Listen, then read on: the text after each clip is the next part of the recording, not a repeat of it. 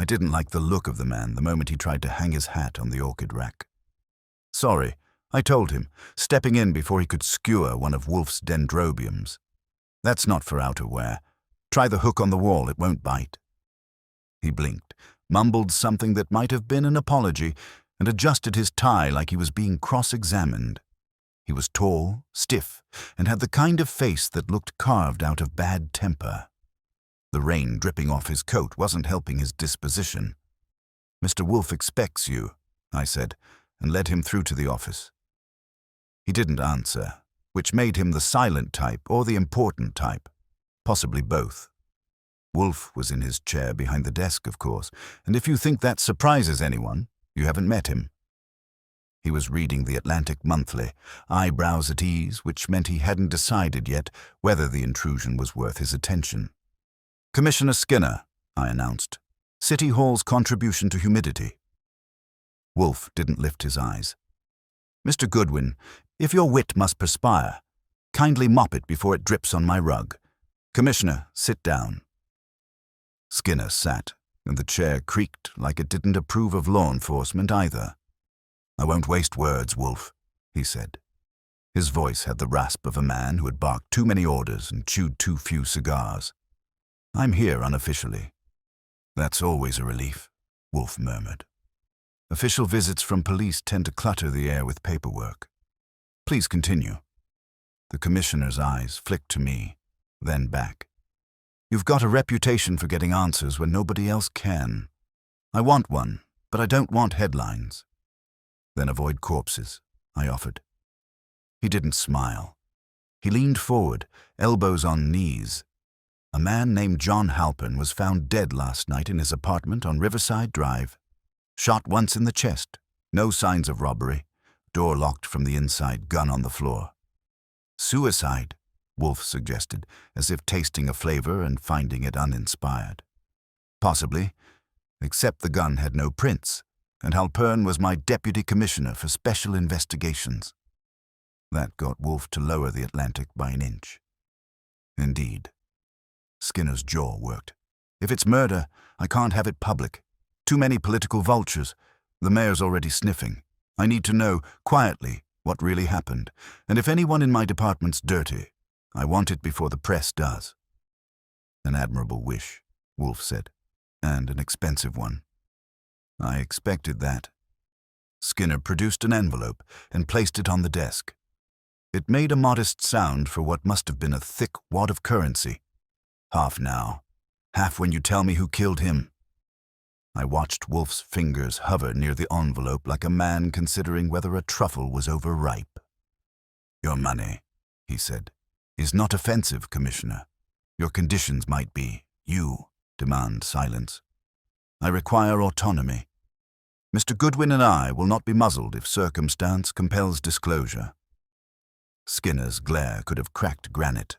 "You'll have your autonomy. Just don't drag City Hall through the mud." "I shall endeavor to keep it on the bank," Wolfe said. He nodded toward me. "Archie, details." Skinner pulled a small folder from his coat pocket and handed it over. "The report hasn't gone through channels. You'll find the photos, witness statements, and coroner's notes. Keep it that way." I flipped through it. Blood on a Persian rug, a window latch, a spent shell casing polished clean. One thing was missing. Reason. When Skinner stood, Wolfe's gaze stayed fixed. "You may trust me to be discreet," he said, "but not deferential. If I find your deputy's death entwined with your office, you shall have the truth, unvarnished." The commissioner's mouth flattened. "Just find it fast, Wolfe. I don't like silence, especially when it comes from my own people." He left without shaking hands. The door clicked shut behind him, and the orchids resumed being the only living witnesses in the room. I tossed the folder onto Wolfe's desk. "He's not here for justice," I said. "He's here for a muzzle with class." "Pfui," Wolfe muttered, opening the folder. "He is here because silence has become expensive and, if I may conjecture, fatal." He read the first page, lips compressing. Mr. Goodwin, I shall require Saul Panzer.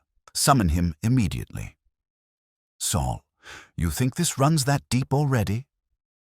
I think, Wolfe said, that when a man dies with a clean gun and a dirty employer, depth is irrelevant.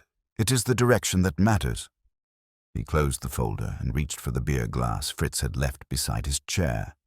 We shall proceed with care. Commissioner Skinner has purchased discretion. Whether he can afford the truth, we shall see. I picked up the phone to call Saul, and the dial tone hummed like a warning signal. I got him, I said when Saul picked up. Client's a commissioner with a dead deputy. Gun wiped clean, door locked, silence thick enough to slice. Wolfe wants you here now. Saul's voice came back dry as unbuttered toast. Sound civic. 10 minutes. He hung up before I could say, don't speed. Not that it mattered. Saul doesn't hurry, he simply ceases wasting time. I turned back to Wolfe. He'd already spread the crime scene photos across the blotter like oversized playing cards. You'd think a deputy commissioner could die with a better carpet, I remarked. That rug looks like a yard sale mistake. Attend, Wolfe said without looking up. This photograph. Note the window. I leaned in. Closed, latched down. No sign of entry. Indeed. Yet the coroner observed residue of powder on the sill. That contradicts the report's assertion that the weapon was discharged from a seated position. I whistled. So either the coroner needs glasses or somebody fired from near that window. Precisely. Wolfe reached for the next photograph and tapped a faint reflection on the polished desk surface. Here, a shadow not belonging to Mr. Halpin. Shoulders too narrow, head angle wrong. The photographer was not careless. The reflection is genuine. I frowned. So there was someone else in the room, meaning suicide's off the table. He grunted approval. Do not indulge in satisfaction yet, Archie.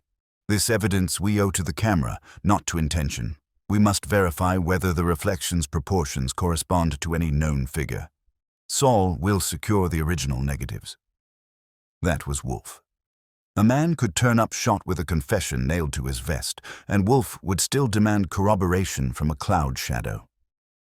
Fritz entered quietly with a tray, beer for Wolfe, coffee for me, and managed to look pained by the presence of blood-stained photographs among the orchids. Wolfe nodded to him, which in his dialect meant gratitude, and Fritz retreated to the kitchen sanctuary. Wolfe took a slow swallow of beer. Commissioner Skinner is withholding something. No doubt, he walks like a man, keeping both pockets full of snakes. I dislike similes of vermin, Wolfe muttered, but apt. His anxiety was not grief, it was anticipation. I suspect Halpern's death interrupts a scheme rather than concludes one. Meaning what? Kickbacks, blackmail, or City Hall's favorite indoor sport? Vote buying? He closed his eyes briefly. Do not enumerate sin. It exhausts the imagination. When Saul arrives, you will accompany him to the scene. I prefer not to parade my bulk through official premises while discretion remains nominal. You mean you don't want Kramer hearing you're in the same city as a homicide? Precisely. The door buzzer sounded before I could finish my coffee. I went to admit Saul, who looked as if he'd slept in the gray suit since 1947 but somehow made it look official. He gave me a nod and a dry, Archie, then turned to Wolfe. Morning exercise. Observation, Wolfe said. A man was found dead in his apartment. Locked room, no prints, inconvenient employer. You will retrieve the negatives from the police photographer discreetly. Archie will accompany you to ensure verbal lubrication. Saul's left eyebrow went up a millimeter. Who's the employer? Commissioner Skinner. That earned a full blink. Then you'll want the back stairs, not headlines. Wolfe inclined his head. Just so. We were halfway to the door when Wolfe's voice stopped us.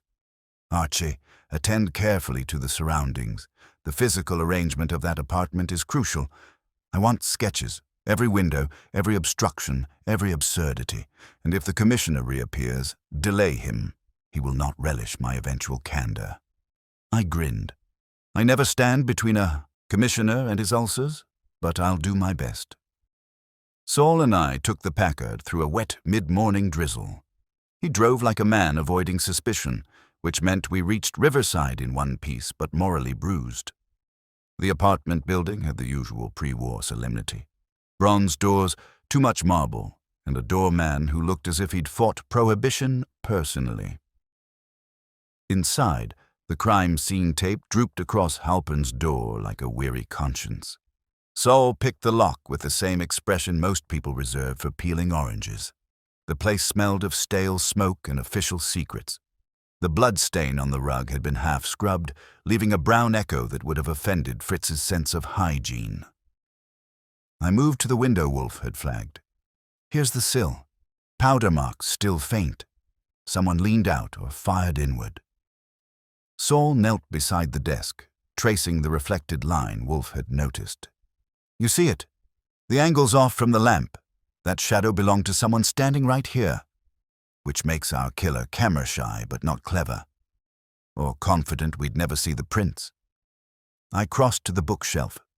City directories, law journals, and a single framed photo. Halpern with Commissioner Skinner at some banquet, both pretending they liked each other.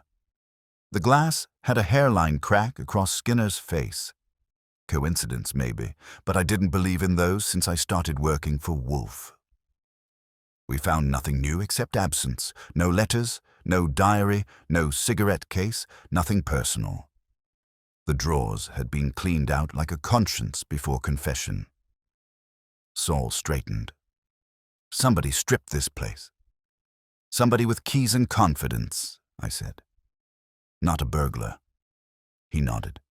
We'll let Wolfe chew it.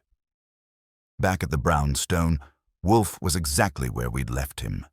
Chair, desk, orchids, and disdain. He looked up when I set the sketch and photos before him. Report, he said. I gave him the rundown. Saul added his observations, spare and precise.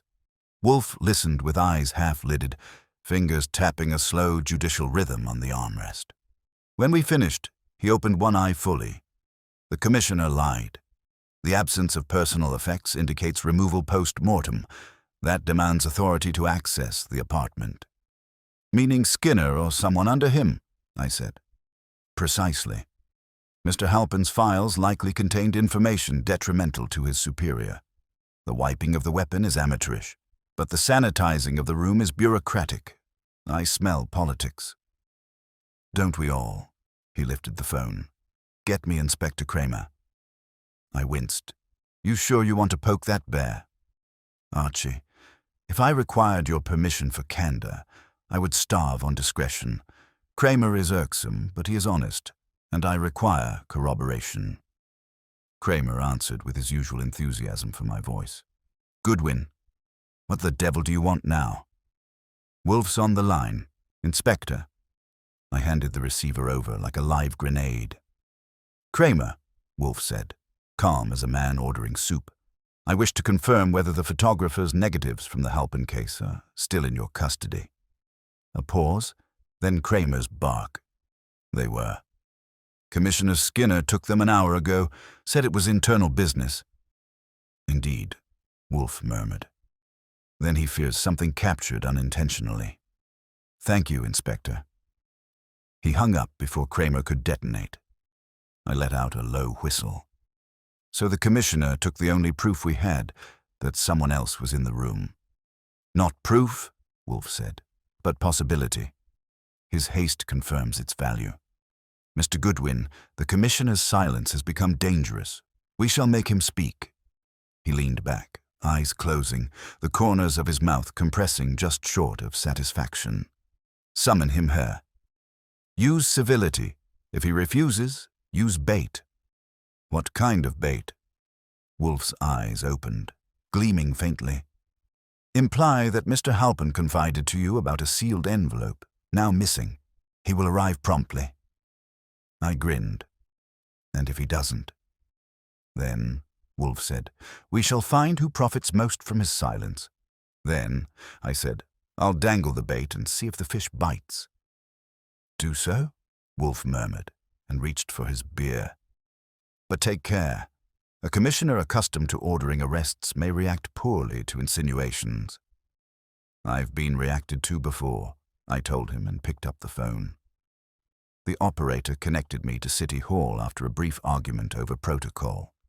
When Skinner's secretary came on, her voice was starch with vowels. I told her it was urgent and confidential, involving the late Mr. Halpin and a certain sealed envelope. That did the trick. Skinner was on the line in 20 seconds. "What envelope?" he demanded. No preamble, no courtesy.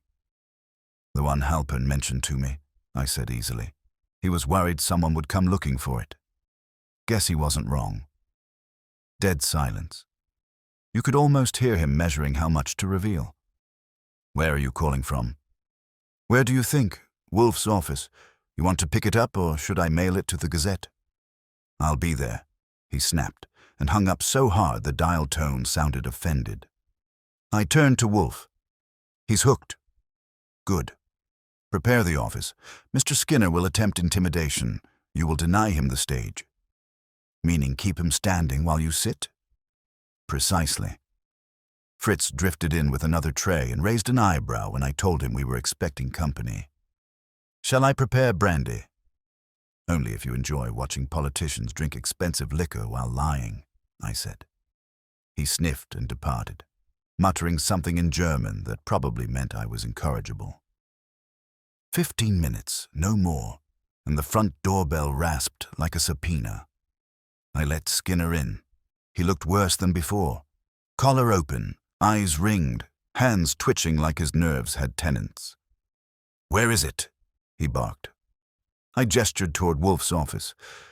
"Take it easy. We file alphabetically here. You'll get your turn." He brushed past me, which was unwise. I closed the door behind him and leaned against it just in case he decided to leave before Wolfe was finished with him. Wolfe didn't rise, of course. He merely looked up from the desk, fingers templed. "Commissioner, you are prompt. That suggests the envelope exists." Skinner glared.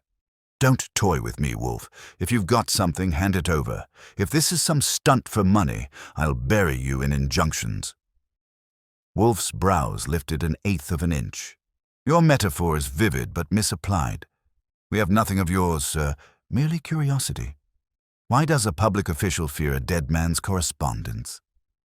He hesitated just long enough to confirm it. "You don't understand the pressure I'm under. Halpin was involved in sensitive investigations. He may have taken notes." "On what?"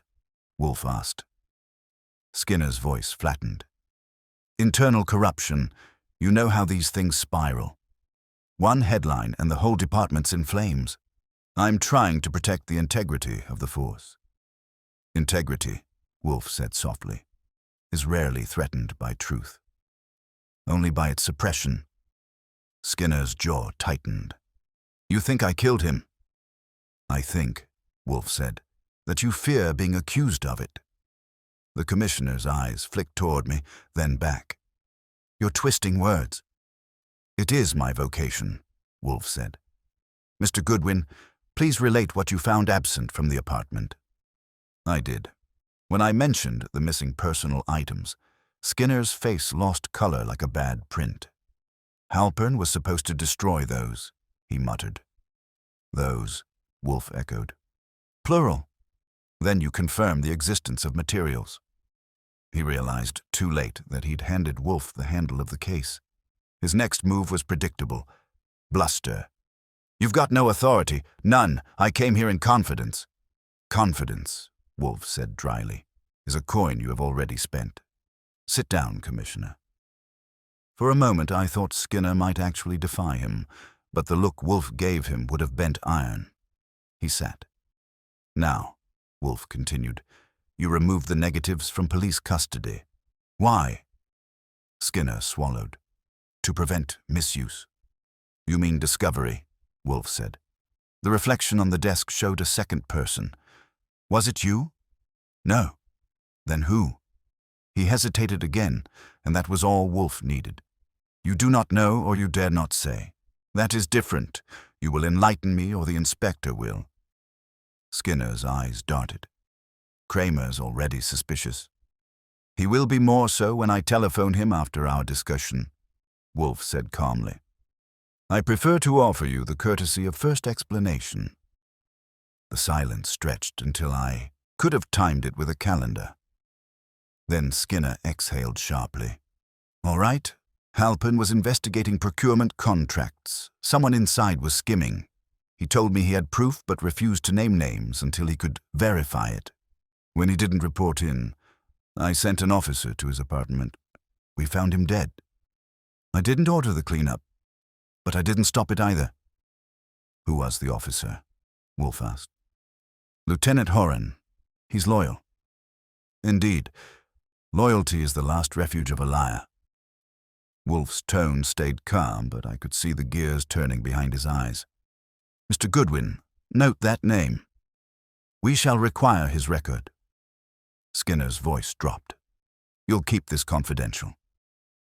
I keep nothing, Wolfe said. I preserve facts until they are unassailable. Now, did Halpin ever mention being threatened? He was nervous, Skinner admitted. Said he was being watched. I told him to take precautions. And you did not provide protection? I couldn't, too conspicuous. Wolfe sighed, a sound like a minor earthquake. Commissioner, your reticence has already cost you one man. It may cost you more. That shook him. He stood abruptly. You can't prove anything. Not yet, Wolfe said. But I shall. And when I do, I will inform the mayor before the newspapers. Skinner hesitated at the door, face drained. You think I'm corrupt? You're wrong. But there are others. Men who won't let this see daylight. Be careful, Wolfe. You're stirring a nest. He left without another word. I let out a breath. That's one nervous nest keeper. Want me to trail him? No. Wolfe's eyes had narrowed to thoughtful slits. He is too self-conscious. Follow the lieutenant.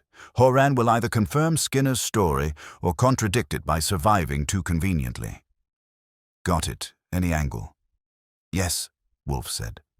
Observe whether Horan possesses what Skinner lacks. Silence unaccompanied by fear. That was Wolfe's version of a road map. I called Saul to coordinate and grabbed my hat. As I reached the door, Wolfe spoke again, low and precise. Archie, take care. If Halpin's death masked theft within the department, our adversary is organized and impatient.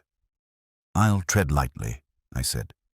But if he's impatient, maybe he'll make noise first. He grunted, which was approval disguised as pessimism. I headed out. Horan lived in a brick walk-up near Midtown, the kind of place where a cop could vanish without paperwork. The buzzer didn't work, so I went up 3 flights and knocked. No answer. I knocked again, louder. A neighbor's door cracked open and a woman's voice said, You looking for the lieutenant? He left in a hurry 20 minutes ago, suitcase and all. Did he say where? Just told the cab to the station. I thanked her and bolted downstairs. Saul was waiting in the car at the curb, engine idling. I slid in. Union, station? Step on it. He glanced at me. Running? More like evacuating. Wolfe was right. Too convenient. We reached the terminal just as the noon train's whistle blew. Through the crowd I spotted a familiar profile. Square shoulders, grey coat, fedora low. Horan. He checked his watch, glanced around, and started toward the platform. Saul cut ahead while I flanked left. Horan saw me at the last second and froze. His hand dipped inside his coat. Bad habit. Don't, I said sharply. We only bite when provoked. He hesitated, then bolted for the exit instead of the train. Saul caught him halfway, clean and quiet as always. We steered him into a waiting room corner where conversation was private and the law was optional. What's the hurry, Lieutenant? I asked. Vacation, he said tightly. With or without a ticket? He swallowed, eyes flicking between us. You don't understand. Skinner's setting me up. I didn't touch Halpern. Then why skip town? Because the guy who did won't stop there. He'll come for me next. Saul's voice was even. Name him.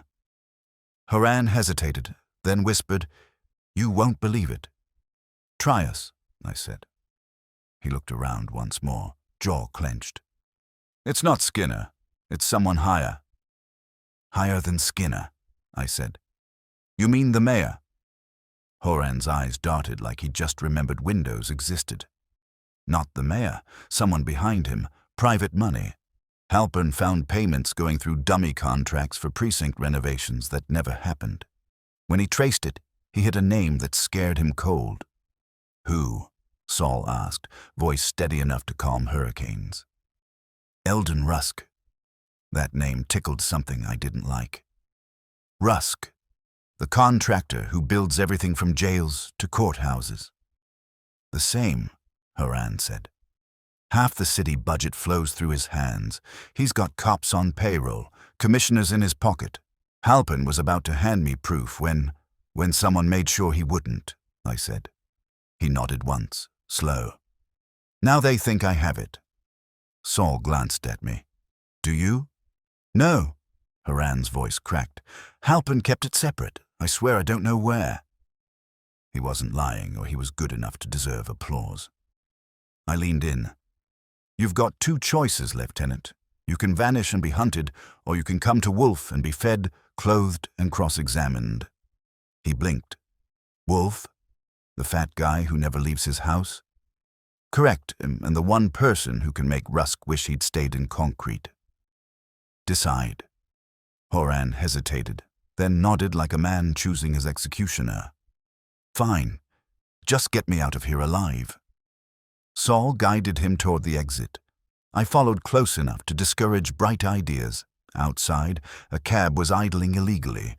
Saul's arrangement, naturally. We shoved Horan in.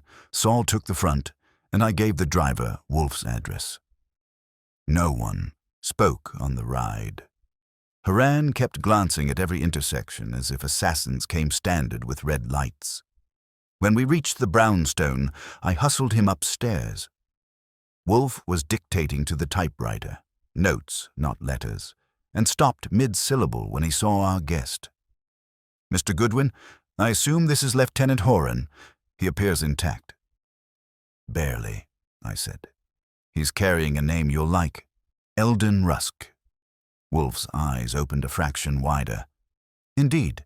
He gestured toward the red leather chair. Sit, Lieutenant. Speak. Horan obeyed, still sweating. He recited what he'd told us. Dummy contracts, money funnels, fear. Wolfe listened without a blink. When Horan finished, the silence could have bottled tension. Finally, Wolfe said, So, a contractor suborns city officers to approve ghost work. Your commissioner condones by omission, your deputy uncovers by diligence, and dies for it. Horan swallowed. That's about it. Not quite, Wolfe said. Why did Rusk need Halpern dead now? Such men kill for profit, not principle. Something precipitated urgency. I don't know. You do, Wolfe said mildly. Think. Horan rubbed his forehead. Halpern mentioned an inspection coming up, auditors from Albany. He said once they saw the ledgers, Rusk's setup would collapse. Ah. Wolfe's tone brightened slightly, like a scholar finding the missing theorem. So Halpern's documents would confirm fraud, and the inspection's deadline forced preemptive murder. That's what it looked like, Horan said. Wolfe leaned back, steepling his fingers. Mr. Goodwin, call Commissioner Skinner. Inform him we have the lieutenant, safe and communicative. Invite him to join us, at once. I grinned. And if he declines? Tell him Rusk's name has surfaced. He will arrive by propulsion of terror. I made the call. The secretary barely said a syllable before Skinner came on, breathless. When I delivered Wolfe's message, he didn't argue. Keep him there, he snapped. I'm coming. I hung up. He'll break traffic laws for this. Good, Wolfe said. Let him. When two frightened men meet, the truth has difficulty hiding. While we waited, Wolfe questioned Horan with surgical precision. No wasted words, no raised voice. Bit by bit, Horan painted a picture of a racket so smooth it squeaked. Rusk's companies billed for renovations, inspectors signed off sight unseen, and the money flowed in circles through shell firms. Fritz appeared quietly to remove an untouched beer glass, but his eyebrows told me he'd overheard enough to need a brandy. The doorbell buzzed again, one long, one short, Skinner's signature impatience. I opened the door to find him flushed and vibrating. He brushed past me and stopped dead at the sight of Horan. You! His hand half lifted like he expected a badge to appear. You're supposed to be suspended. I'd prefer. Breathing, Horan muttered. Wolfe's voice sliced through. Gentlemen, this is not the police gymnasium. Sit, both of you. They did, though Skinner's body language suggested he'd rather strangle someone. Wolfe turned to him. Commissioner, the lieutenant informs us that Mr. Eldon Rusk is implicated in systemic fraud within city procurement. You were aware. Skinner's face stiffened. Rusk's a major contractor. We all deal with him. That is not an answer. Skinner hesitated, then said, I suspected something, yes, but I couldn't move without proof. Which Halpern possessed, Wolfe said, and which Rusk removed by violence. Now the negatives you confiscated gain new significance. Skinner's hand twitched. I destroyed them? You what?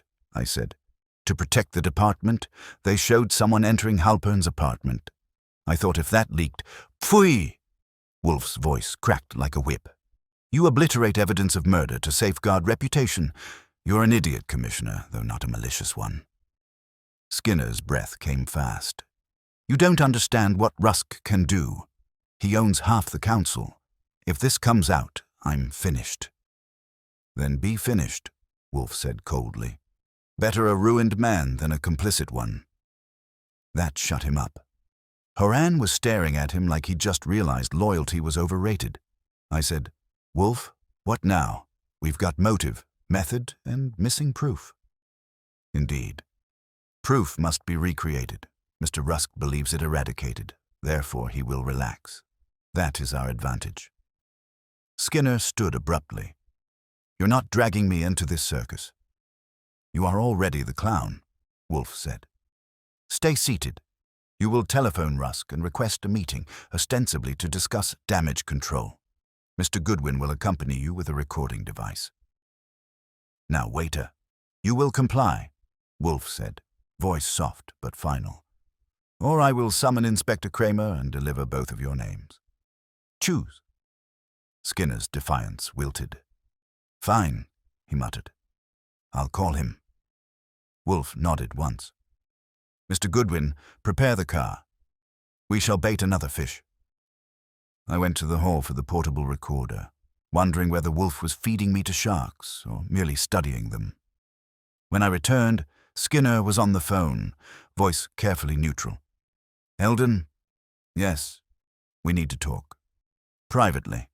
About Halpern. My office? In an hour. He hung up and looked at me. He's coming. Wolfe smiled faintly. Of course he is. Guilt is punctual. Skinner exhaled. If this goes wrong, we're all dead. I pocketed the recorder. Then let's make sure it goes right. Wolfe leaned back, eyes closing. Mr. Goodwin, remember, listen, record. Provoke nothing. The truth, when cornered, will speak for itself. Sure, I said. But in case it brings friends, I'll keep my hand near the door. Do so, Wolfe murmured. And Archie? Yeah. Be alert for silence. It has proven fatal in this affair. I'll keep my hand near the door, I said, but if Rusk brings muscle, I'd prefer something heavier than a doorknob. Your discretion in armament is your own, Wolfe replied. Just be sure your discretion extends to restraint. I want a recording, not a requiem." Skinner looked pale enough to qualify as parchment. "If he suspects anything—" "He won't," I cut in. "You'll talk nervous. That's authentic. Leave the rest to me." He muttered something about career suicide and followed me out. Saul was already at the curb in the Packard, looking like he'd been carved out of suspicion. "Destination?" he asked. "City Hall Annex," I said. "We're having a quiet chat with a loud contractor." Saul's eyes flicked to Skinner. "He invited you, or the other way around?" "Call it mutual self-interest," I said. Skinner sat in the back seat, silent except for the occasional sound of him grinding his teeth. I figured he was composing his political obituary. At City Hall, his office looked like what you'd expect: flag, desk, and the faint odor of fear under polished oak. He took the chair behind the desk. I stood off to the side with my hand inside my coat pocket.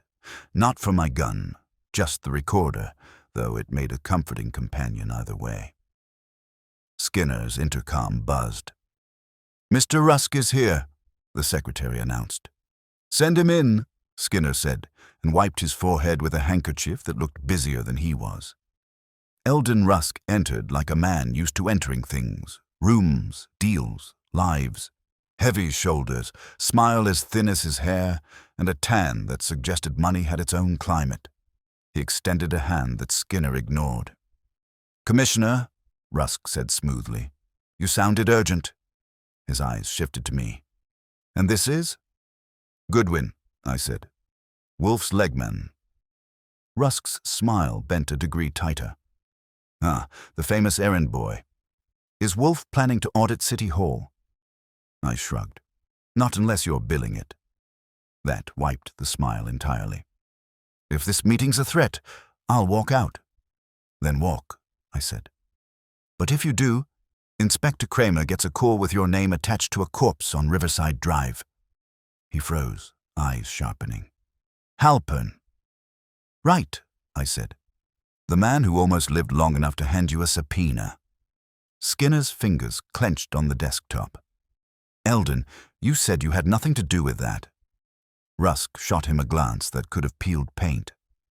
"I didn't, and I don't appreciate being dragged here to defend myself in front of hired help." "Then talk to me," I said, stepping closer. "Tell me why your name keeps popping up in the dead man's notes." "I don't know what you're talking about." "Sure you don't, but you might remember signing off on 3 renovation contracts for precincts that never saw a nail." Rusk turned to Skinner. "You told him?" "I didn't have to," Skinner said, "and I'll give him credit for sounding almost brave." Rusk's smile came back, smaller, deadlier. "You're both insane. Halpern killed himself. Case closed." "Not quite," I said, tapping my coat pocket. "We've got evidence to the contrary." He blinked. "Evidence?" "Audio," I said, "and I'll be generous enough not to play it here." For a second, the room was pure static. No sound, just the kind of silence that smells like cordite before the shot. Then Rusk laughed, low and nasty. "You bluff well, Goodwin, but you forget something. The men who signed those contracts don't work for me. They work for the city. If I go down, so do half your golden boys." "That might worry me if Wolfe cared about politics," I said. "He doesn't. He cares about facts. And the fact is, Halpern died for something you didn't find in time." His smile faltered. "Just a hair. You're fishing." "Maybe, but you're sweating." Skinner's intercom buzzed again, making him jump. "What now?" he barked. The secretary's voice came through. "Inspector Kramer's here to see you." That did it. Rusk's tan turned the color of unbaked dough. "Kramer," I grinned. "Coincidence, probably, or Wolfe's timing." Rusk's hand twitched toward his pocket. Saul appeared in the doorway, right then. How he got past security, I'll never know, and shook his head slightly. I caught his eye. He caught mine, and between us we had the situation boxed in tighter than Wolfe's waistband. Kramer entered like a walking subpoena. "Skinner, Rusk, Goodwin." His eyes took a fast census and didn't like the numbers. Somebody want to explain why I'm hearing my case mentioned in whispers around City Hall? I gestured. Ask our contractor friend here. He was just confessing to philanthropy in the homicide department. Kramer snorted. Rusk, sit down. Wolfe called me, said I might want to bring a warrant. Rusk looked ready to bolt, but Saul blocked the exit, polite as a doorman and twice as solid. Kramer opened his notebook. Here's what I've got. Halpin found a pattern of dummy contracts pointing to your companies. The records match funds routed through police oversight accounts. That sound familiar? Rusk's jaw worked. You've got nothing legal. Maybe not yet, Kramer said. But Wolfe thinks you slipped up. He says you were seen at Halpin's apartment the night he died. That's a lie. Funny thing, Kramer said. The photographer's negatives went missing from evidence this morning, on Skinner's order. But before they did, Wolfe's man Saul copied them. I gave Saul a look that said, Did you? He didn't blink. I should have known he'd anticipated Wolfe's curiosity. Kramer spread a photo on the desk. Reflection, outline, Rusk's unmistakable, shoulders captured in the desk glass. Care to explain this? Rusk's breath caught. He called me there. Halpern. Yes. He said he wanted to make peace, settle something privately. When I arrived, he was already dead. That's convenient, Kramer said. It's the truth, I said. If that's true, why'd you have the gun wiped? He blinked. I didn't. Kramer slammed his notebook shut. Save it. You can explain downtown. Rusk turned to Skinner, desperation replacing arrogance. You can't let this stand. You know what this will do. I know what it already did, Skinner said quietly. It killed a good man. I should have stopped it. That silenced the room. Even Kramer looked like he'd swallowed something sharp. I said, Inspector, you'll want Wolfe to confirm the sequence before booking him. He's particular about punctuation. Kramer grunted. He'll get his chance. He motioned to a uniform outside. Take Rusk. Rusk didn't resist, just sagged, deflated. As they led him out, he muttered, You think this ends with me? You've no idea how deep it goes. When he was gone, Skinner dropped into his chair, looking about 10 years older. You'll have your headlines now, Goodwin. Not mine, I said. Wolfe prefers his triumphs served in silence. Then tell him he's the only one who enjoys it, Skinner said hoarsely. Kramer gave me a nod. Tell Wolfe I'll bring him the paperwork. He earned it. Again. Saul and I left with him, the recorder still warm in my pocket, and the city's rot one layer closer to daylight. I'll tell him, I said to Kramer, but don't expect applause. Wolfe considers justice noisy and digestion delicate. Kramer grunted. Tell him the noise will be in the papers, not my office. He marched off, taking the smell of tobacco and triumph with him. Saul gave me a small nod. I'll stay close to the precinct. Make sure Rusk doesn't sprout friends. Good, I said. If he does, we'll water them with subpoenas. He almost smiled. That's Saul for laughter, and vanished into the drizzle. Skinner was still slumped at his desk, staring at his hands like they'd betrayed him. You think Wolfe will keep my name clear? He asked quietly. I leaned on the corner of his desk. That depends on whether you want clean or just less dirty. He's not a magician, Commissioner, but he does tidy up remarkably.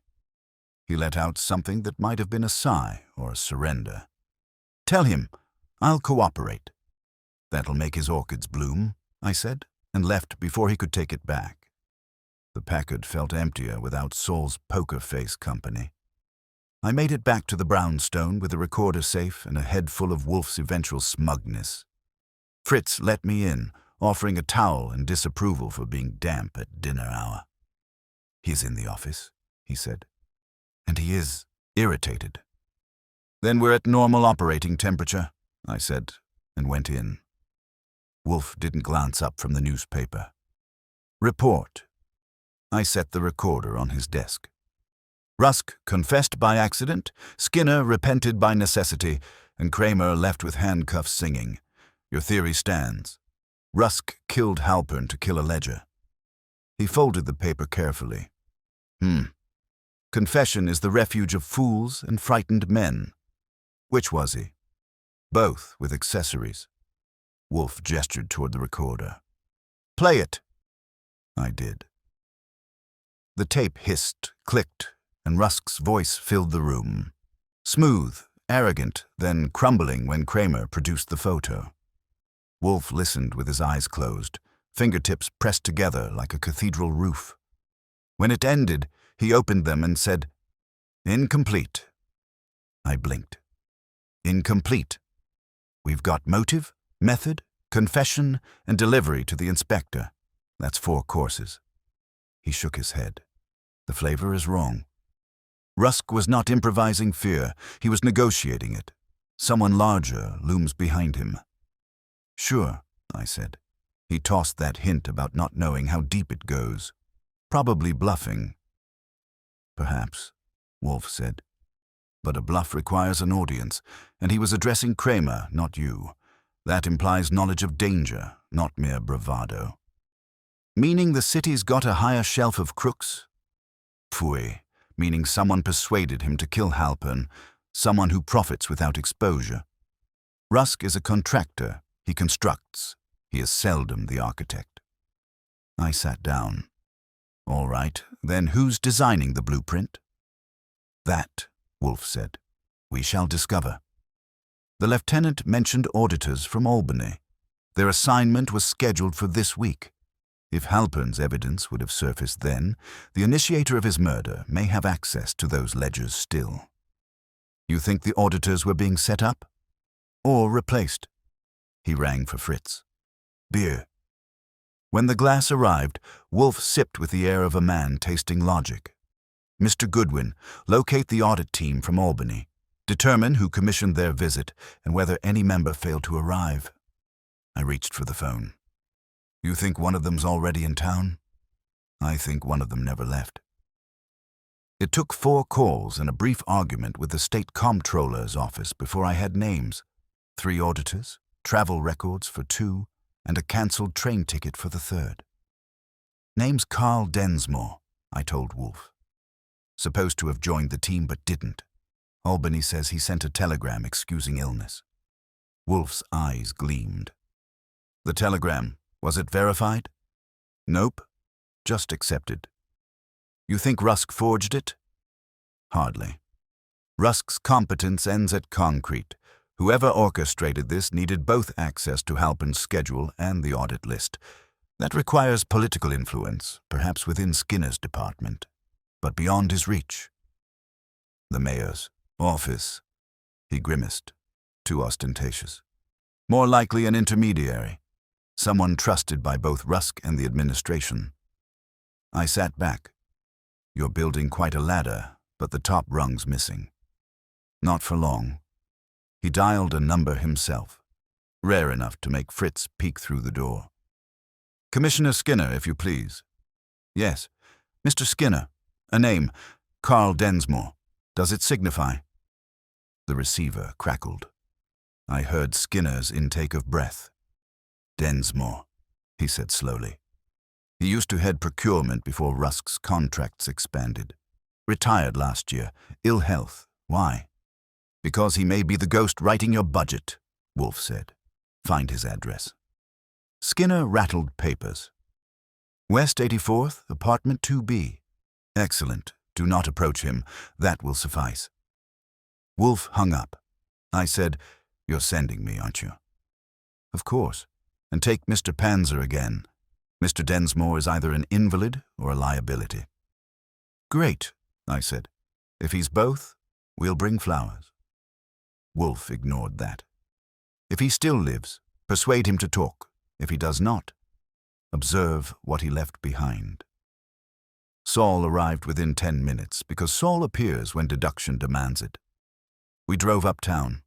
The building on West 84th was tired but trying, with paint that remembered better days.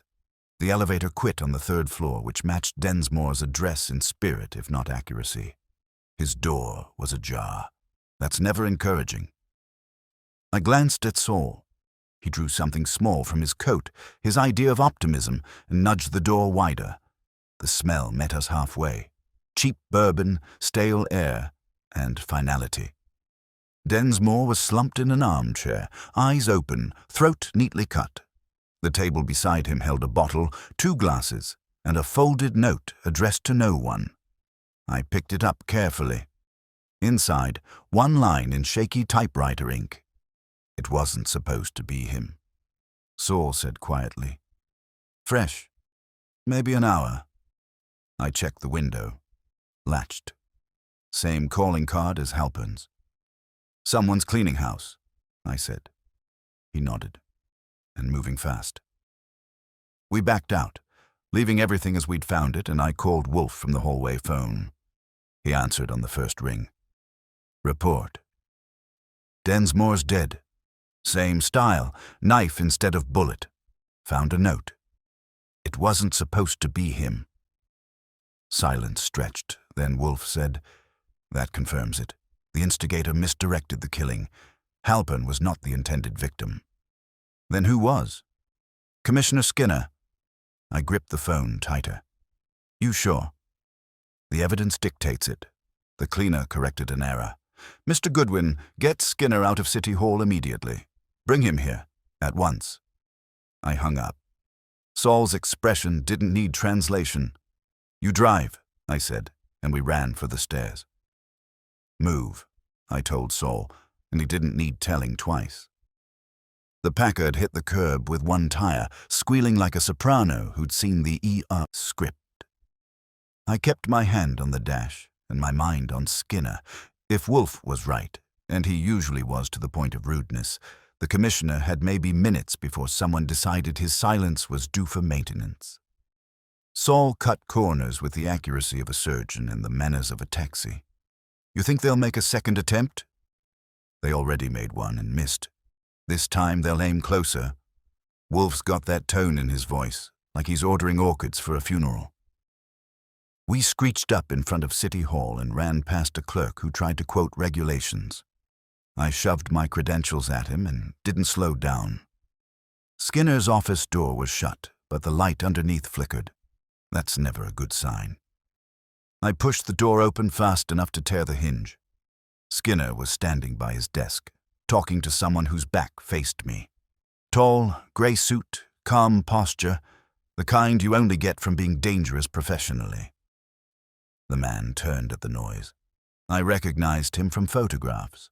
Councilman Roger Vale, head of the Finance Committee. He smiled as if caught stealing sugar, not lives. "Mr. Goodwin," he said pleasantly, "the famous chronicler of Mr. Wolfe's adventures. You might try knocking." "Sure," I said, stepping between him and Skinner. "If you're the welcoming committee, you forgot the banner and the gun." He spread his hands. "You're mistaken. The commissioner and I were merely discussing damage control." Skinner looked half drunk on the panic. "Archie, he just came in. Said we could handle it quietly." "Of course," Vale said smoothly. "No need to parade City Hall's laundry before the press. A mutual understanding can save careers." "Especially yours," I said. Something flickered in his eyes, the first honest thing about him. "Careful, Mr. Goodwin. Accusations require proof." "Sure, we're collecting it. Densmore's body makes a nice start." That one landed. The smile froze, and the pleasant mask cracked just enough to show the machinery underneath. "Densmore," he said softly. "Unfortunate man, but he was ill." "Yeah," I said. "Terminal case of cooperation." Skinner backed away from his desk, eyes darting between us like a man realizing both sides of the coin were counterfeit. "Vale, you said this could be contained." "It can," Vale said smoothly. "If everyone remembers where their bread is buttered. The investigation ends tonight. The report disappears. Mr. Wolfe retires his curiosity." "Try phrasing that again," I said. Vale turned toward me, smile restored by force. You think Wolfe can survive without city contracts, without goodwill from people like me? He's clever, but clever men are replaceable. Not to me, I said, and pulled the phone from the desk. Let's see how you sound on the record. He moved faster than I expected, hand darting out, yanking the cord from the wall. That's enough, he snapped. You have no idea what you're dealing with. Oh, I've got a fair guess.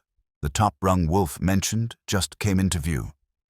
Vale's calm returned in half a second. You can't prove a thing. I pointed at Saul, who had been standing by the door like a polite thunderstorm. You want to bet on that? Saul didn't speak. He didn't need to. The weight of his presence did the explaining.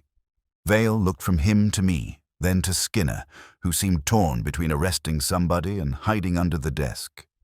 Call Wolfe, I said. You tell him you're done negotiating. Vale sneered. You really think he'll take my call? He already took your measure.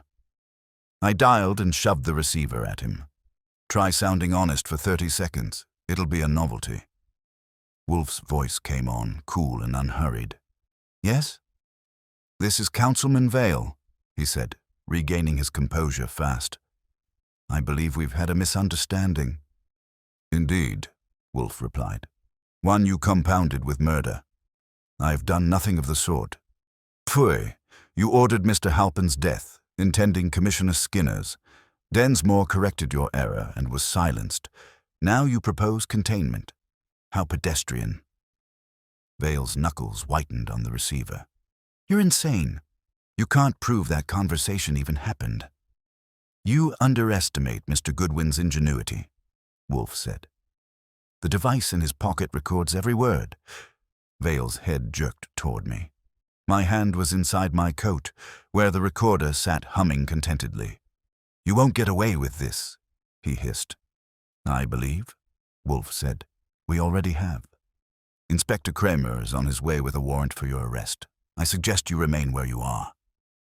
Vale slammed the receiver down and spun toward the door. Saul didn't move, just shifted enough to block it. Vale stopped, looked at him, then at me. You think I'll go quietly? I shrugged. Noise doesn't help. Ask Rusk. He hesitated, then sank into the nearest chair with the grace of a collapsing shelf. Skinner looked like he might follow suit. I went back to the phone, still dangling from the wall. Kramer, you hear all that? His voice came through sharp. Every syllable. Wolfe had me on the line. Stay put. I'm sending 2 men over. Make it quick, I said, and hung up. Vale was watching me with cold precision now, the kind of look people reserve for opponents who've become problems. You're very sure of yourself, Goodwin. Only professionally, I said. Personally, I think this whole town's overdue for fumigation. He gave a small laugh. No humor in it. You think locking me up changes anything? The system feeds itself. 1 Rusk, 1 Densmore, a dozen replacements waiting. That's the trouble with machines, I said. Eventually someone figures out which gear squeaks loudest. Kramer arrived with 2 uniforms in record time. No pun intended. He didn't waste words. Vale, you're under arrest for conspiracy to commit murder and obstruction of justice. You can argue syntax downtown. Vale didn't resist as they led him out, though he threw one look back that promised he'd still be smiling in headlines. Skinner exhaled like he'd been holding air since Prohibition. It's over? Depends on what you mean by over, I said. You're alive, which is progress. Wolfe will finish it from his chair. He nodded numbly. Tell him I'm grateful. Tell him yourself, I said. He likes gratitude. It goes well with beer. Saul and I watched the uniforms escort Vale into a waiting car. The flashbulbs started before the engine. Journalists are faster than police when the scent's right. I turned to Saul. You think Wolfe's happy? He gave the faintest shrug. Happy's not his department. Correct is. We got back to the brownstone with the city humming under the rain like a conscience trying to tune itself. Wolfe was in his chair, of course, eyes half closed as if he'd been meditating on stupidity. "Vale's booked," I said. "Rusk's next door to him. Skinner's promising reform." "Promises," Wolfe muttered, "are the debris of conscience." "Then call this clean-up," I said. "You were right again." He inclined his head. "I often am. But I take no pleasure in corruption, Archie. It is the only human enterprise that reproduces faster than orchids." "Maybe, but at least orchids don't shoot people." He almost smiled. "True, and they require less fertilizer." I sat down. "So that's it? Case closed?" For the moment. He reached for his burr, paused. "Mr. Goodwin, file your notes before Kramer arrives to gloat. And remind Fritz we dine at 7. I grinned. "You just dismantled half the city's bribery chain and you're worried about dinner." "Always," he said. "Murder is transient. Hunger is eternal." "Hunger's eternal," I said, "but you've had worse interruptions to mealtime. Remember the senator who bled on your napkin?" Wolfe's eyelids half lifted. "I remember the stain, not the senator. He was less persistent than the gravy." "Then you'll love this. Kramer's heading back here. He said he wants to tie the ribbon. I assume that means brag. Not gift-wrapping you." "Kramer tying anything is cause for alarm," Wolfe muttered. He gestured toward the kitchen. "Fritz will delay dinner. I detest food eaten in the shadow of gloating." "Then I'll handle the shadow." I went to the hall just as the bell rang, on cue. Kramer stomped in, hat tilted, cigar lit, mood balanced between triumph and indigestion. "Evening, Goodwin. Where's the genius?" "In the greenhouse or hell, depending on your opinion. Come on in." He followed me into the office, shaking the rain from his coat. Wolfe looked up, expression flat enough to iron shirts on. "Inspector," he said, "your efficiency is commendable. Rusk and Vale are safely incarcerated?" "Booked, fingerprinted, and bawling. The DA nearly kissed me." "May he recover." Kramer ignored that. "The mayor's calling it the cleanup of the decade. Says we finally scraped the mud off City Hall. Course I told him we had to drag you into it." "Ah," Wolfe said. "So my name will be properly mispronounced in the papers." Kramer dropped into the red chair uninvited. "Don't get huffy. You earned your slice. Though between us, I still don't get how you pegged Vale before I did." "That is unsurprising," Wolfe said calmly. "You proceed by elimination. I proceed by inference. The distinction is the gulf between digging and thinking." Kramer grunted. Yeah, you inferred. I dig. But for the record, what nailed him exactly?" Wolfe set his beer down. "The note found beside Densmore's body. It wasn't supposed to be him. Its ambiguity would trouble a dullard, but not me. The pronoun him referred not to Halpern's identity, but to his office. The murderer's instruction reached Rusk in error. Densmore was to ensure Halpern handled the audit quietly. When Halpern died instead of Skinner, Densmore's usefulness expired." Kramer frowned. "You're saying Vale told Rusk to kill Skinner. Why?" "Because Skinner, despite his vanity, retained a conscience. He was preparing to terminate the fraudulent contracts under audit. Vale's operation required them to continue. Removing him would substitute pliant leadership under pretext of suicide. Halpern's death merely advanced the collapse." "Hell," Kramer said. "You make it sound like algebra." "Crime is rarely original," Wolfe said. "Only its stupidity varies." I said, "Speaking of stupidity, Vale said something about replacements waiting. Think he was bluffing or networking." Kramer blew smoke. "Probably half of both. We'll be combing through finance records till New Year. The mayor's pretending shock." "He should," Wolfe murmured. "Feigning ignorance is his true gift." Kramer chuckled. "You really hate politicians." "I hate inefficiency, Inspector. Politics institutionalizes it." That was Wolfe, in a nutshell, 300 pounds of logic wrapped in disdain and a vocabulary that could choke a dictionary. Kramer seemed content to let him pontificate until Fritz appeared with a tray of coffee and almond cookies, which he placed between them like a peace treaty. Kramer reached for a cookie, looked at Wolfe. "You sure these aren't poisoned?" "Only socially," Wolfe said. I cut in. "Inspector, what happens to Skinner? He's not exactly spotless." "Probably resignation and a pension," Kramer said. "Mayor's framing him as the hero who cleaned house?" "Politics, you know." Wolfe's nostrils flared. "He will live to boast of failure. Typical." "Hey," Kramer said. "At least he didn't shoot anyone." "Not yet," Wolfe muttered. That earned a laugh from me and a glare from both of them. Kramer leaned back. "Anyway, you're off the hook. I'll make sure the press keeps your name short. Private consultant, maybe. You prefer that?" "I prefer a mission," Wolfe said. "Can't promise that. Papers love the fat detective in the brownstone angle. Makes good copy." Wolfe shut his eyes briefly. "Pui." Humanity's fascination with girth exceeds its capacity for understanding. Kramer stood, brushing crumbs from his lapel. "You're welcome." "Enjoy your dinner, genius." "Inspector," Wolfe said, opening one eye, "convey my regards to the DA. Remind him justice is best served before dessert." Kramer barked a laugh and left.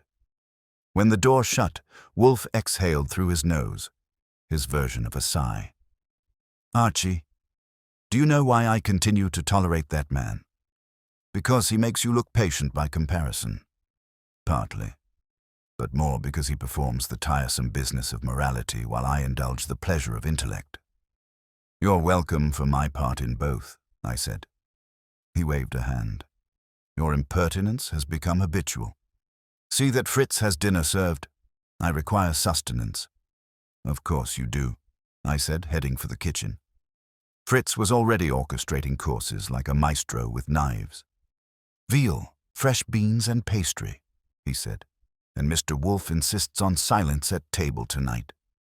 "I'll be quiet as a verdict," I promised. When we sat down, Wolfe attacked his meal with the same concentration he'd given Vale's confession. He chewed victory the way other men chew regret. Slowly, completely. Midway through the entree, he spoke without looking up. "Archie, you observed Councilman Vale's demeanor." "Yeah, calm until cornered, then frantic." "Why?" "He anticipated exposure, yet trusted in immunity. That suggests company. Expect further disturbance from lesser minds attempting to reclaim influence." "You mean another round of corruption?" "I mean repetition. Crime, like nature, abhors a vacuum." "I'll alert the janitor." He gave me the glare that substitutes for affection. "Do so, and tomorrow retrieve a transcript of the hearing. I wish to examine the phrasing of Vale's denials." "Can't get enough of his prose?" "Language betrays intention," Wolfe said, "and intention, Mr. Goodwin, never retires." Fritz refilled the glasses, and for a minute the room was all quiet competence and silver. Then the doorbell rang again. I looked at Wolfe. "You expecting dessert with a warrant?" He frowned. "No." I went to the hall, opened the door, and there stood a uniformed messenger, cap dripping rain. He held out an envelope, city seal embossed, name typed cleanly, Nero Wolfe. "From City Hall," he said, marked urgent. I took it, tipped him, and shut the door. The paper felt too heavy, like gilt printed on better stock. I handed it to Wolfe. He slit it open with his pocket knife, read the single page, and let out a sound between a grunt and a growl. "What's the civic news?" I asked. He passed it across. One line, typed in red ink. "Silence is never permanent. Some voices don't stay buried." I whistled low. Cheerful. "Indeed," Wolfe said, eyes narrowing. "It appears the echoes persist." "Echoes," I said, "don't usually use stationery. Somebody's making sure you stay tuned." Wolfe's lips thinned. A vulgar metaphor, Archie. The writer intends to imply unfinished business. I'd call it a threat with punctuation. You think Vale's friends are singing from the same hymnal? Unlikely. Vale is indisposed, and his allies are occupied with self-preservation. This comes from elsewhere. He reread the letter, eyes tracing each word like they owed him rent. The phrasing, "some voices don't stay buried," suggests knowledge of the Densmore incident. "Somebody keeping score," I said. "Want me to call Kramer?" He shook his head. "Not yet. We must first ascertain whether this is taunt or warning. The distinction may determine survival." "Yours or mine?" "Both, regrettably." Fritz appeared in the doorway, anxiety twitching at the edges of his civility. "Another visitor, Mr. Wolfe. He says it is urgent." "Name?" "A Mr. Horan." I looked at Wolfe. "The lieutenant. I thought he was busy hiding from history." "So did I." "Show him in." Fritz vanished. Wolfe's eyes stayed on the envelope as if expecting it to hatch. The sound of footsteps came, heavier than caution, and Horan filled the doorway. Same coat, new fur. "Mr. Wolfe," he said quickly, "I didn't know where else to go." "That implies pursuit," Wolfe said. "Who follows you?" "I don't know. Someone's been tailing me since I left headquarters. Then this showed up." He handed me another envelope. Smaller, creased from a tight grip. The flap was slit open, but empty inside. "Nice stationery," I said, "but it's missing the message." "There was a photo," Horan said. "I tore it up on the way here." "Why?" "Because it was me," he said, swallowing hard. "Standing outside Densmore's building, time-stamped an hour before he died." I glanced at Wolfe. "Either someone's forging souvenirs or our cops got a scheduling problem." "I wasn't there," Horan said fiercely. "I swear it, but if someone got that photo, they're setting me up." Wolfe gestured to the chair. "Sit. Compose yourself. Mr. Goodwin, close the blinds." I did.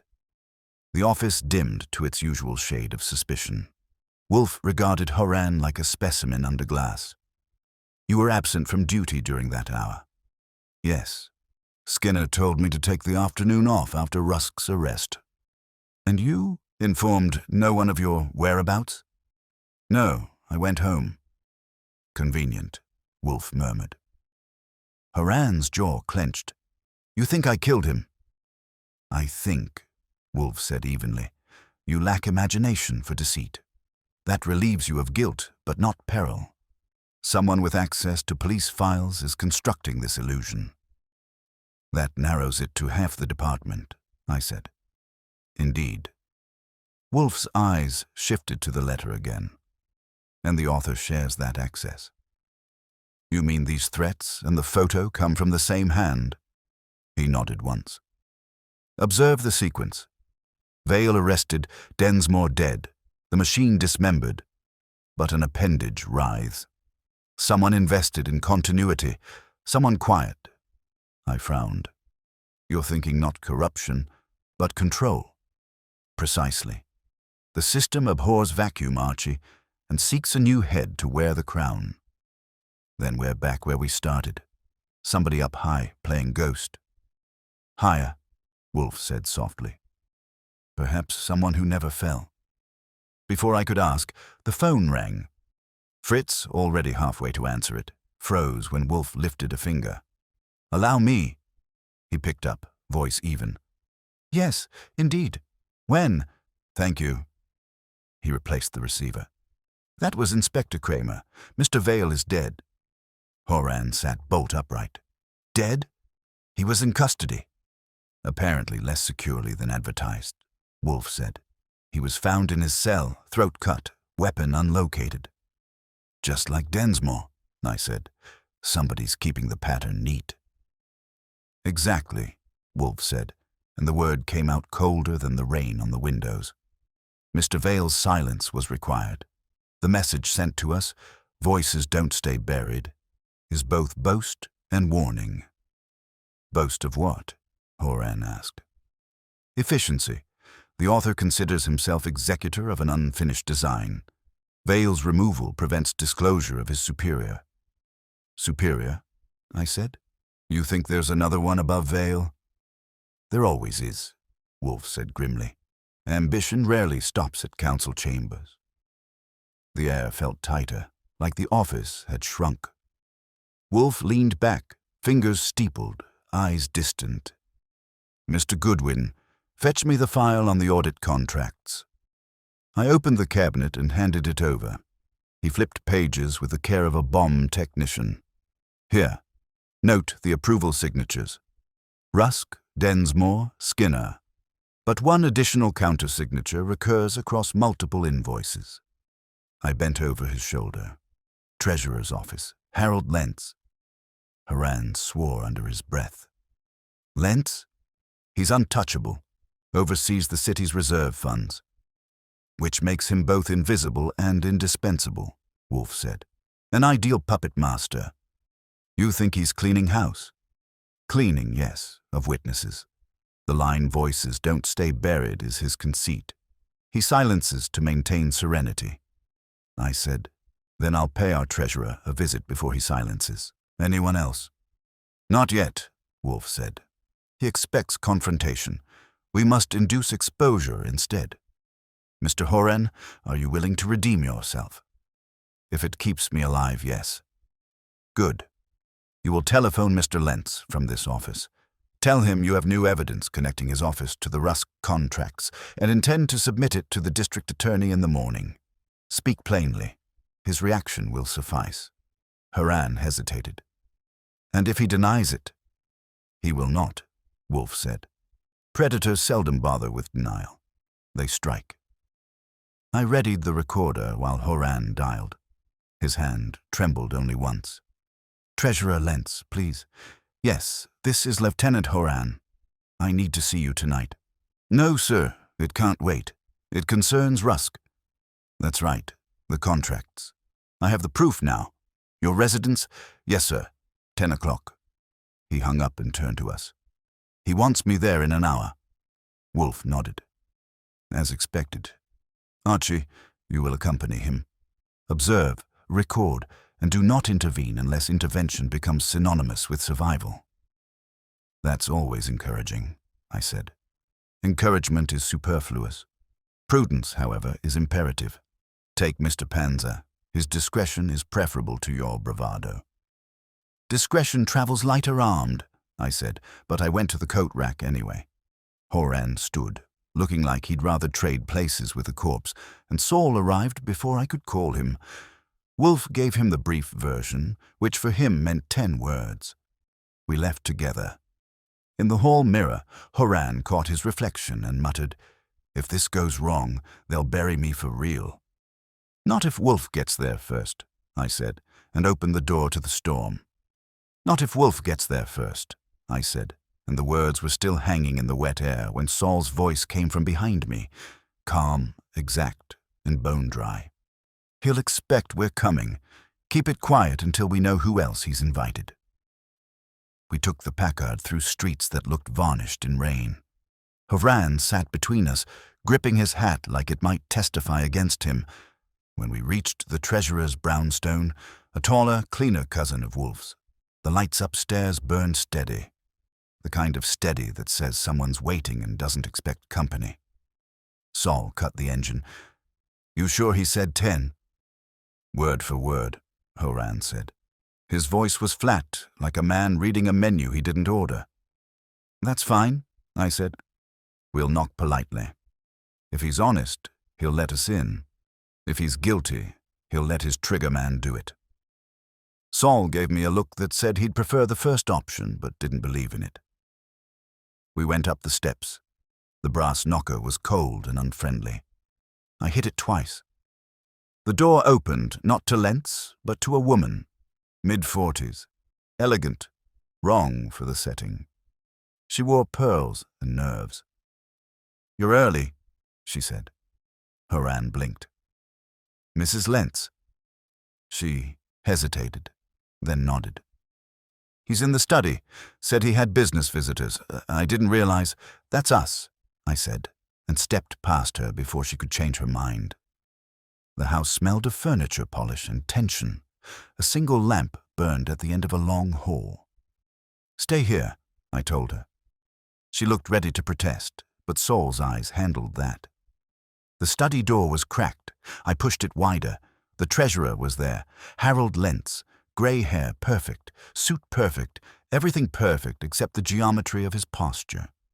He sat slumped over the desk, a phone off the hook, and a hole in his temple doing its best to redefine accounting. "Well," I said, "that saves us an argument." Saul moved first, checking the pulse that didn't exist. "Fresh. 15 minutes, maybe less." Haran's voice cracked behind me. "God, I swear I didn't—" "Nobody's swearing yet," I said. "Look around. Anything missing?" The desk drawers were open, neat but empty. No ledger, no files, no personal notes. Whoever had done the shooting had done some cleaning too. Saul pointed to a small recorder on the sideboard. "That's new." I flipped the switch. Static, then a voice. "Lenses, sharp and frightened. You don't understand. I have the list. If anything happens to me—" A click, a muffled sound that could have been a door, then silence and the dull pop of the shot. "Nice of him to narrate," I said. "Question is, who was he talking to?" Saul looked toward the window. The latch was open, a faint draft bringing in the smell of rain and gunpowder. "Exit route," he said. "Professional." Mrs. Lentz appeared in the doorway, pale as the wallpaper. What's happened?" "Your husband had an argument," I said gently. "He lost." She stared past me at the body, one hand pressed to her throat. "He got a call earlier," she said faintly. "Said it was from City Hall. He wouldn't tell me who." "City Hall again," I muttered. "That building's starting to rival the morgue." Saul moved to the phone, lifting the receiver carefully. Line still warm, traceable if Wolfe's quick. "He will be," I said and dialed our number. Wolfe answered on the first ring. "Report," he said. "Lentz is dead," I told him. "Shot clean through the temple. House intact. Wife shocked. Files gone. There's a recording. You'll want it." "I expected as much," Wolfe said. "Any sign of intrusion?" "Window open. Professional work. No calling card." He grunted. "Then the letter was not warning, but prophecy. The author kills to erase connection. Did Lentz mention possession of a list?" "Yeah, right before the shot." "Then retrieve the recorder intact and return at once. Bring Lieutenant Horan." "Right." I hung up and turned to Mrs. Lentz. "We'll need to take this device with us. Inspector Kramer will have questions later, but for now you're safer staying put." "Safer?" she repeated. "From whom?"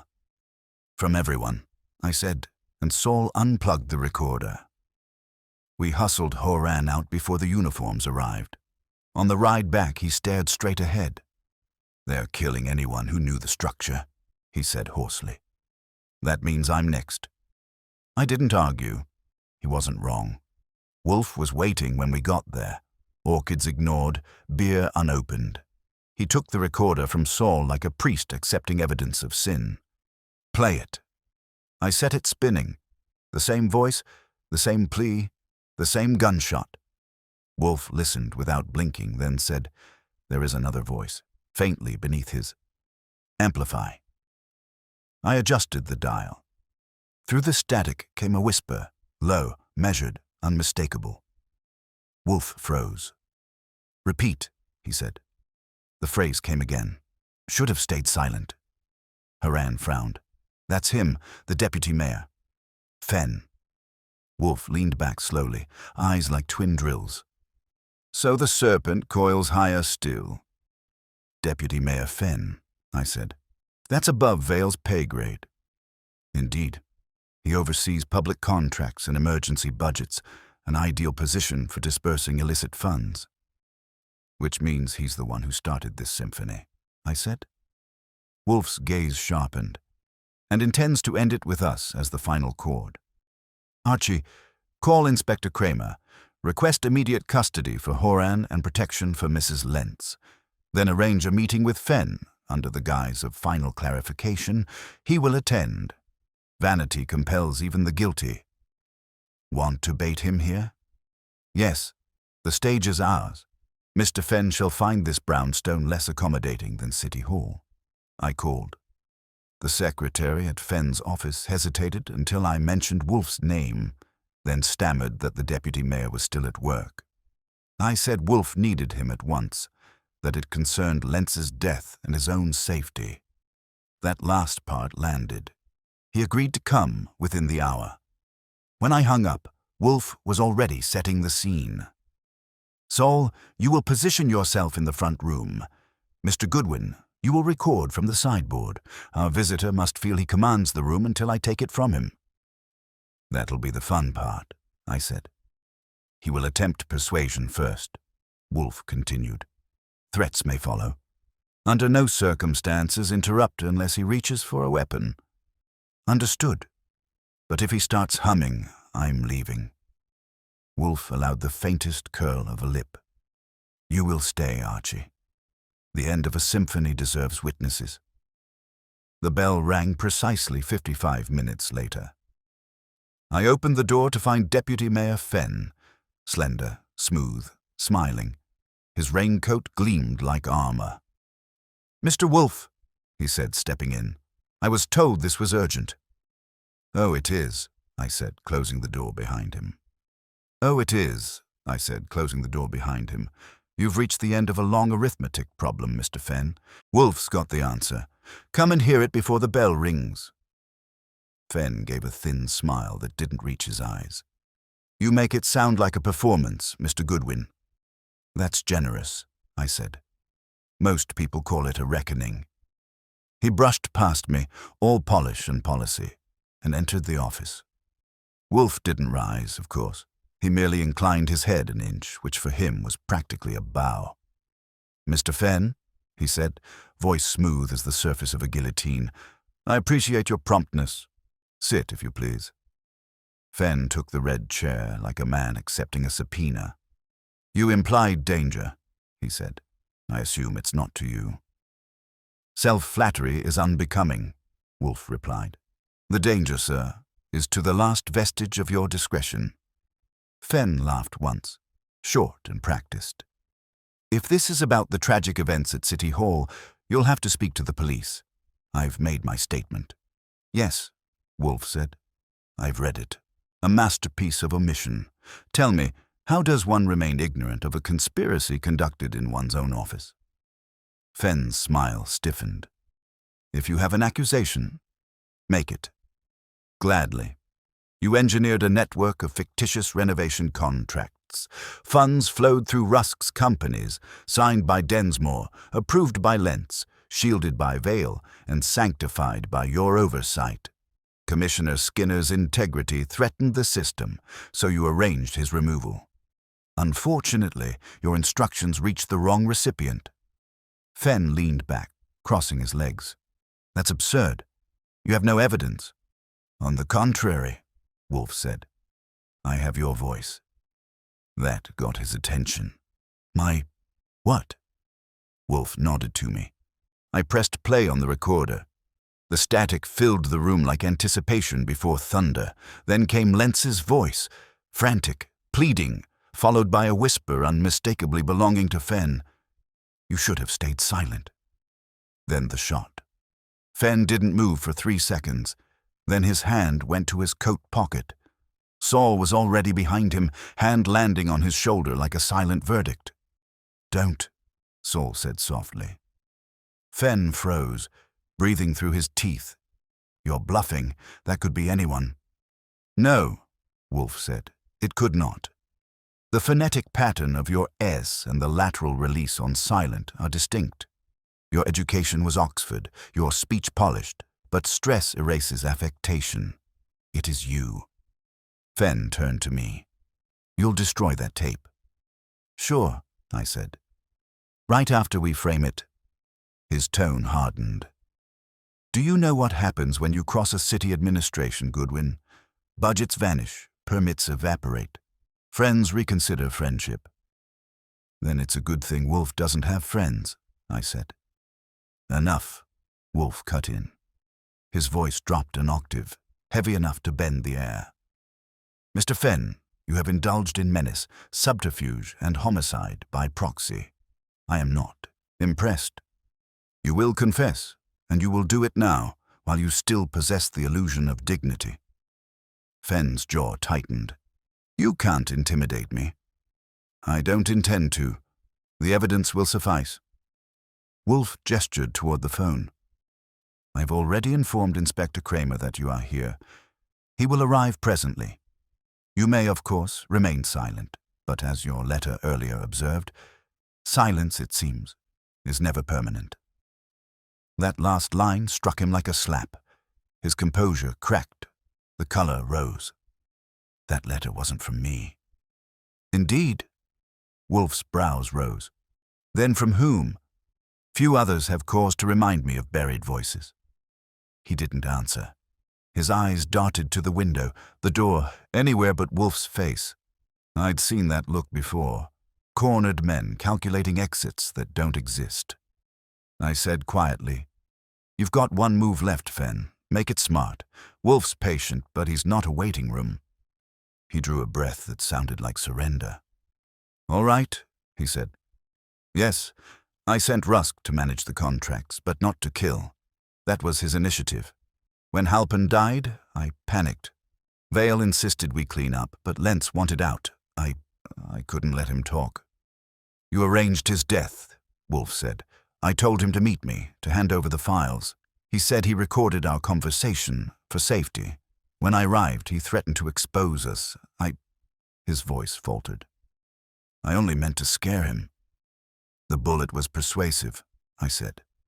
He glared at me. You think this city survives on honesty? You tear down one rotten beam, the whole house collapses. Then maybe it deserves to, I said. Wolfe's tone was icy calm. Your philosophy of decay does not interest me. Mr. Goodwin, note that he has confessed to conspiracy and murder. Mr. Panzer, remain vigilant. Saul's grip tightened on Fenn's shoulder. Wolfe turned slightly, eyes half-lidded. Mr. Fenn, you may consider this conversation your epitaph.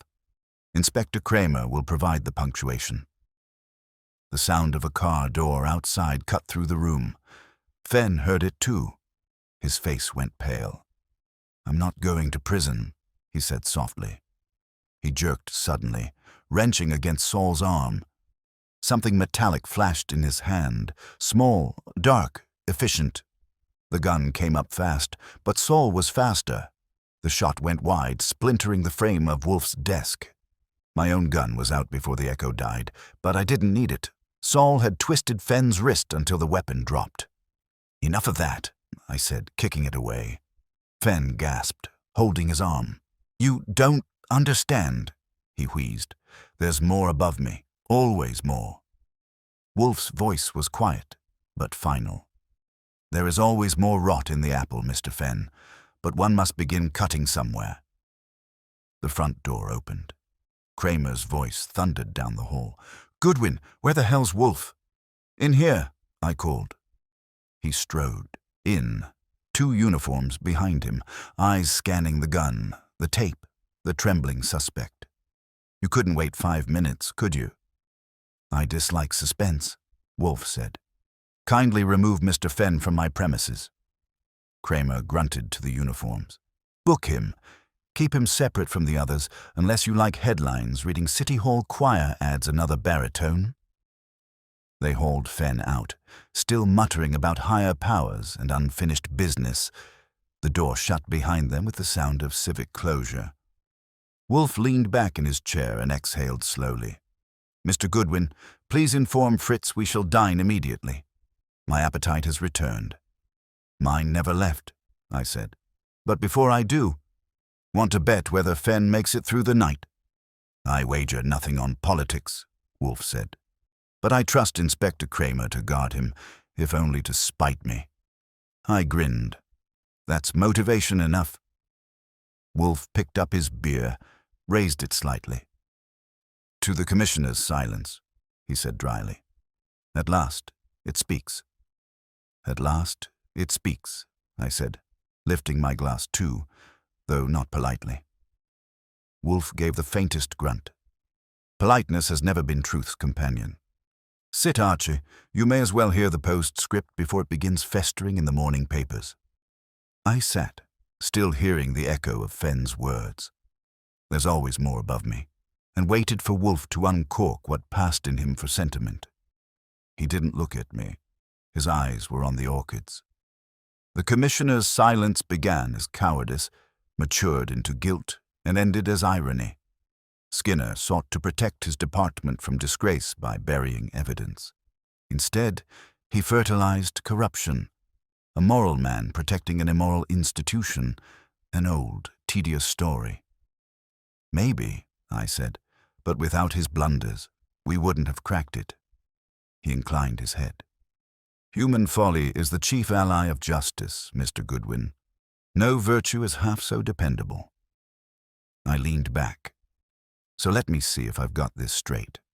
Fenn builds himself a private treasury out of ghost contracts. He hires Rusk to shovel the dirt, Vale to deodorize it, Densmore to disguise it, and Lentz to balance the corpse books. When Halpin sniffs too close, Fenn tries to erase him, but the message goes to Rusk, who obliges with his usual overenthusiasm. Densmore cleans up the mistake, then gets cleaned himself, and when Lentz panics, Fenn finishes the job personally. Vale talks, so he's silenced next. And now City Hall's biggest voice just joined the choir. Wolfe's lips curved faintly. An adequate précis. If I were inclined to compliment, I might call it competence. I'll frame that, I said. But one thing I don't get, why the letter to you? Why bait the bear? He lifted his glass, studying the amber glow as though it might confess. Because intellect frightens the guilty more than authority does? Fenn mistook curiosity for threat. He wished to remind me of limits, to suggest silence would serve me better than truth. Men like him cannot resist proclaiming dominance, even in anonymity. Yeah, and he mailed it on city letterhead. Modesty's not their strong suit. Nor subtlety, he said. The letter proved his undoing. It demonstrated access to official stationery and confirmed that our adversary remained within the municipal hierarchy. The phrasing revealed education inconsistent with Rusk or Vale, and the tone of self-importance eliminated subordinates. Only one man fit the linguistic and institutional pattern. I nodded. Fenn, the human echo. Precisely. He set the glass down. The city will label him aberrant, a solitary thief, a moral deviation. It will not grasp that he is its product. Institutions breed the vices they reward. Ambition, secrecy, immunity. Mr. Fenn simply condensed them into human form. I watched him for a second. You make it sound like the city's a factory with an assembly line for crooks. An apt analogy, he said. Every age mass produces its own villainy. It is rarely original, only efficient. I said, then you're out of business. If crooks are mass-produced, all you need's a recall notice. He almost smiled. If only error could be recalled. But each fool insists on testing the furnace himself. That was Wolfe for you. 300 pounds of philosophy and indigestion. I leaned forward. So what happens now? Kramer nails the lid. Skinner retires with a headline, and we get invited to dinner by no one ever again. He closed his eyes briefly, the way a judge might after sentencing.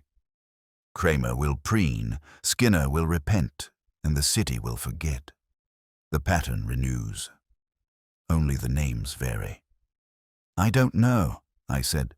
Seems to me this time might stick. The papers will love it. Deputy mayor exposed by eccentric genius, corruption purged, taxpayers redeemed. You'll be a civic mascot. Pui, he said without opening his eyes. The public adores spectacle, not consequence. They will applaud the revelation, then elect another Fenn to replace him. Their capacity for amnesia is inexhaustible. That's cheerful, I said. Realism rarely is. He reached for another beer. Still, there is a modest satisfaction in preventing the completion of a crime, even if not the recurrence of one. The city continues its ceaseless industry, and we resume ours. Which is? He looked at me then, that faint gleam that meant the machinery upstairs had slowed to contentment. Observation, the only occupation worth its discomfort. Observation pays better when it's billable, I said. Send the invoice to City Hall. They owe me for cleaning their conscience. I'll add hazard pay for bullet holes. You will not. I despise melodrama in accounting. He reached for the file on the corner of the desk and tapped it once. Archie, you might note in your report that justice, when it comes by intellect rather than force, seldom satisfies the crowd. They prefer noise to reason, gallows to deduction. It reassures them that guilt has a face. Yours isn't bad, I said. You just need better lighting. His glance was sharp enough to slice. Your flippancy is an evolutionary defect. Sure, I said, but it keeps me human in this zoo. He ignored that, which meant agreement. I watched him settle, half a ton of equilibrium returning to its natural orbit, and thought how few men could look bored right after dismantling a city government. Then the phone rang again. I reached for it, but Wolfe lifted a hand. No, let it ring. Could be Kramer, I said. Precisely why we shall not answer. The phone rang itself into silence. He sighed contentedly. The noise of justice offends digestion. Let us eat. I called to Fritz, who appeared within seconds, rolling in a cart that smelled like apology and triumph. Veal, mushrooms, and something buttery that would make headlines we'd never get. Wolfe picked up his fork with reverence, then said through the first bite, "There remains one question unasked." I was saving it for dessert. Indulge me. All right, I said. Why me? You've got the brains, the orchids, the stomach. Why keep me around to watch the parade? He didn't look up. Because, Archie, intellect requires reflection. You are my mirror, warped but luminous. I'll put that on a business card. Do not, he said. It would imply vanity. I'll risk it. We ate. The city outside was still dripping, washing its conscience in rain it didn't deserve. When Fritz poured coffee, Wolfe leaned back, satisfied enough to speak philosophy again. Men like Fenn are inevitable, he said. They mistake power for permanence, as though influence could survive exposure. But truth is not their enemy. It is merely the light they cannot bear. They call it destruction, when in fact it is definition. I said, You make it sound noble. He shook his head. No, only inevitable. There is no nobility in deceit, Archie. Only skill. And skill fades faster than virtue. I sipped my coffee. Then what's left? He gave a faint shrug. Dinner, conversation, perhaps another case. The world seldom stops providing material. That's comforting, I said. Keeps me employed. Indeed, and occasionally alive. I stood, stretched, and reached for my notebook. I'll file the report under Commissioner's silence, part closed. Add a footnote, he said. Justice is imperfect, but preferable to ignorance. Got it, I said. And for the record, you're wrong about one thing. He raised an eyebrow. Only one? Yeah. You said truth isn't polite. Maybe not, but tonight it had perfect timing. He made a sound that might have been a laugh if you squinted at it sideways. Archie, your sentimentality is incurable. See that it never becomes contagious. Too late, I said, flipping off the lamp. It already infected the truth.